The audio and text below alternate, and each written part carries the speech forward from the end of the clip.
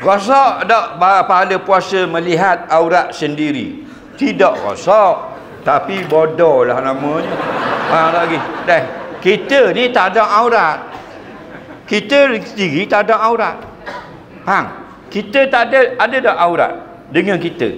Tak ada. Aurat ni maknanya anggota badan kita yang wajib kita tutup dari pandangan orang lain, bukan dari pandangan kita. Faham? Jadi kita tengok kita tidak haram. Ulama pun paling tinggi hanya mengatakan makruh melihat kemaluan tanpa hajat. Ada orang hidup saja kan awak gapo dia. Baca dah. Mai lambat lagi. Bini tak balik-balik. Oh, tengok kemaluan sempat. Hukumnya tak ada hijau. Makruh. Faham lagi? Nah, dalam kitab-kitab fiqh adab qadul hajat, sambil buang air dilarang lihat kemaluan. Bukan larangan haram, makruh tanzih saja. Faham? Tak ada kerja tengok tak. Ya. Ada orang dia berak, dia kecil, dia duduk tengok. Sial kemung itu. Kenapa? Tak ada bini. Apa hukum pegang serigala? Adakah sama seperti hukum seekor anjing? Jawabnya sama dan tidak sama. Dalam masalah binatang serigala, ada dua pendapat ulama yang masyhur. Satu mengatakan serigala itu adalah anjing.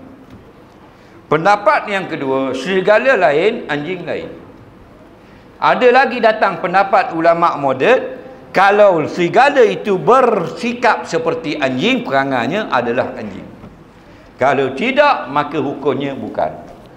Contoh, anjing perangai dia lidah terjelek. Kalau serigala lidah terjelek, hukumnya anjing. Nanti juga pendapat. Tapi pendapat yang kuat, serigala bukan anjing. Anjing, serigala. Nampak? Az-zi'bu. Katanya Nabi Yaakob, muna ajak ni Nabi Yusuf main, dia kecek lagi. Takut serigala makan dia kan. Faham? Az-zi'bu dalam ayat tu serigala tu. Jadi boleh kalau kita orang-orang macam ni nak pakai serigala itu adalah bukan anjing.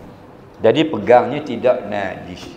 Kalau anjing lain, bila dia minum air dalam qoloh kita, dalam beldi kita, faghsiluhu sab'a, wajib membasuh 7 kali gelas air, fa'riqu, kena cuah buang dalam lokang. Nampak? Tapi serigala tidak. Dah.